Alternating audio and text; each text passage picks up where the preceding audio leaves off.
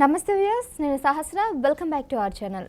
CM Jaganmohan Reddy ప్రవేశపెట్టిన నవరత్నాలు ఇప్పటికే చాలామంది వాటి మీద కొన్ని అనుమానాలు వ్యక్తం చేస్తున్నారు.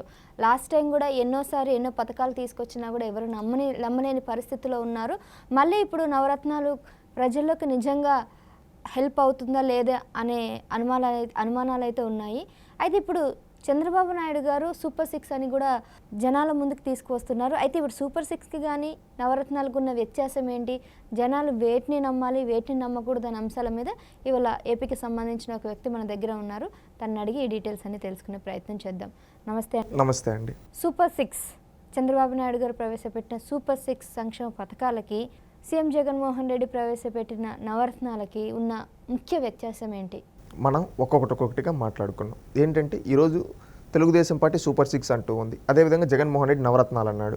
అసలు నవరత్నాల కంటే సూపర్ 6 ఏ విధంగా బెటర్? అసలు నవరత్నాలు బెటరా, సూపర్ 6 బెటరా? ఏమిటి వల్ల ప్రజలకు నిజంగా మేలు జరుగుతుంది? జగన్మోహన్ రెడ్డి గారు ఏం చెప్పారు, ఏం చేస్తున్నారు, చంద్రబాబు నాయుడు ఏం చెప్తున్నారు అంటే వీళ్ళిద్దరిలో మార్పు ఏంటి, ఎవరు వస్తే ప్రజలకు నిజంగా సంక్షేమం అందుతుంది అనేది ఒకసారి చూద్దాం. ఇప్పుడు జగన్మోహన్ రెడ్డి గారు చెప్పిన కొన్ని దాంట్లో మద్యపాన నిషేధం ప్రధానంగా. మద్యపాన నిషేధం అని చెప్పి జగన్ ఏం చేశాడు, నవరత్నాల్లో మద్యపాన నిషేధం చేయకపోగా కల్తీ మద్యాలు అదేవిధంగా నాటు సారా ఇలాంటివి తీసుకొని వచ్చి పేద ప్రజల ప్రాణాలు తీస్తూ ఉన్నాడు. అదే చంద్రబాబు నాయుడు గారు వస్తే ఈ విధమైన కల్తీ బ్రాండ్లు ఏవి ఉండవు. ఒకటి, కల్తీ బ్రాండ్లు ఉండవు.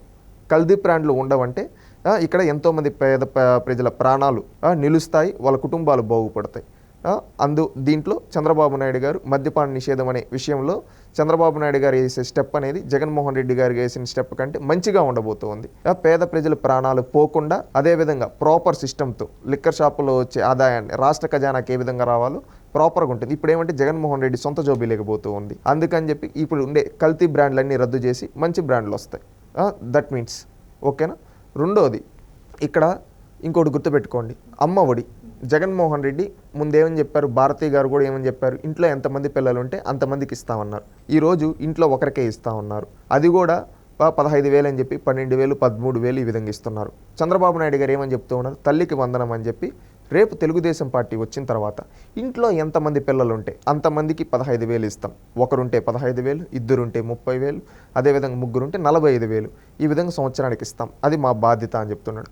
దీనివల్ల ఇంట్లో ఎంతమంది పిల్లలు ఉంటే అంతమంది పిల్లలకి డబ్బులు వస్తుంది. ఎవరు? చంద్రబాబు నాయుడు గారి హయాంలో. జగన్మోహన్ రెడ్డి గారి హయాంలో ఒకరికే వస్తుంది. దానివల్ల ఏమంటే ఇంట్లో ఇంకొకరు ఉంటే అది కుటుంబ సభ్యులపైన భారం పడుతుంది. ఆ విధంగా భారం పడకూడదు అంటే చంద్రబాబు నాయుడు గారు రావాలి. ఒకటి.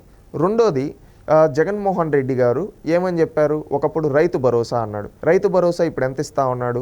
6,500 ఎంతో ఇస్తా ఉన్నాడు. 6,500, 7,000. ఒకప్పుడు ఏమని చెప్పాడు, 15,000 ఇస్తా అన్నాడు. ఈరోజు ఆ 15,000 ఇవ్వటం లేదు. ఇంకొకటి ఏంటంటే స్టేట్ గవర్నమెంట్ సెంట్రల్ గవర్నమెంట్ కలిపి 13,000 వస్తుంది. అదే తెలుగుదేశం పార్టీ వస్తే 20,000 ఆర్థిక సహాయం అందిస్తామని చెప్తున్నారు చంద్రబాబు నాయుడు గారు. అది రైతులకి ఎంతో విధంగా తోడ్పడుతుంది. ఓకేనా.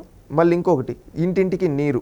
ఇప్పుడు చంద్రబాబు నాయుడు గారు చెప్పారు. జగన్మోహన్ రెడ్డి గారి హయాంలో ఆ విధంగా కనెక్షన్సే లేకుండా చేశాడు. చంద్రబాబు నాయుడు గారు వస్తే ఇంటింటికి కుళాయి కనెక్షన్లు పెట్టి మంచి నీటి సరఫరా అందిస్తాడు. ఎందుకంటే గతంలో మినరల్ వాటర్ ప్లాంట్లు ఎస్టాబ్లిష్ చేసింది కూడా రాష్ట్రం మొత్తం మీద ప్రధానంగా చంద్రబాబు నాయుడు గారే.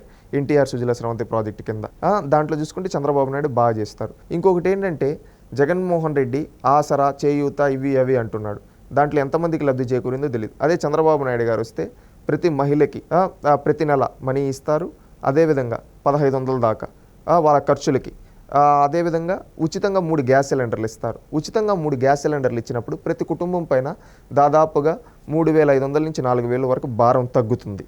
అది చంద్రబాబు నాయుడు గారు చేసే సహాయం. అదేవిధంగా జగన్మోహన్ రెడ్డి గారు పూర్తి ఫీజు రియంబర్స్మెంట్ అన్నాడు. ఈరోజు ఆ ఫీజు రియంబర్స్మెంట్ విధానాన్ని ఏ విధంగా చేశాడు, వసతి దీవెన, విద్యా దీవెన అని చెప్పి ప్రాపర్గా రాకుండా ఈరోజు బటన్ నొక్కుతాడు కానీ ఇంట్లో వాళ్ళ అకౌంట్లో డబ్బులు పడదు.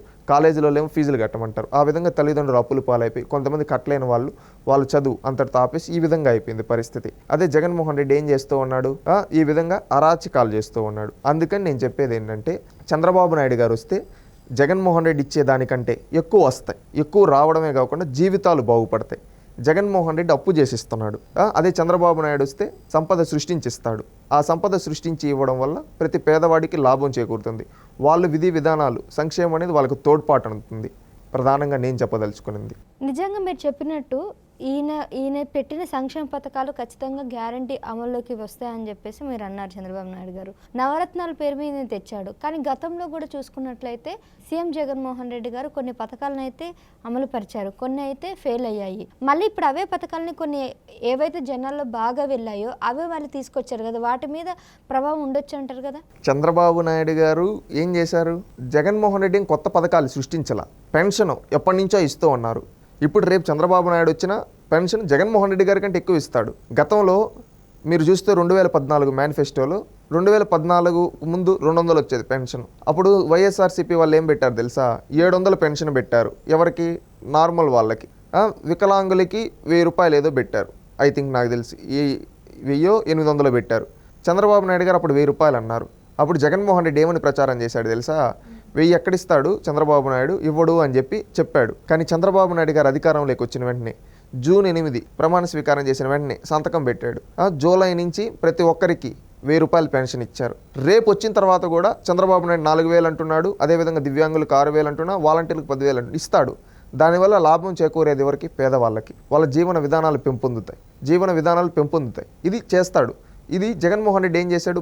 పన్నులు భారాలేసి దాన్ని ఇస్తూ ఉన్నాడు, మనకే తెలియకుండా మన దగ్గర నుంచి లాగేసి. అదే చంద్రబాబు నాయుడు గారు అయితే ఈ విధంగా పన్ను లేకుండా సంపద సృష్టించి, అంటే కంపెనీస్ తీసుకొని వచ్చి పెట్టడం కావచ్చు, ఇంకొకటి తీసుకొని వచ్చి పెట్టడం కావచ్చు, ఈ విధంగా పెట్టి చేస్తాడు.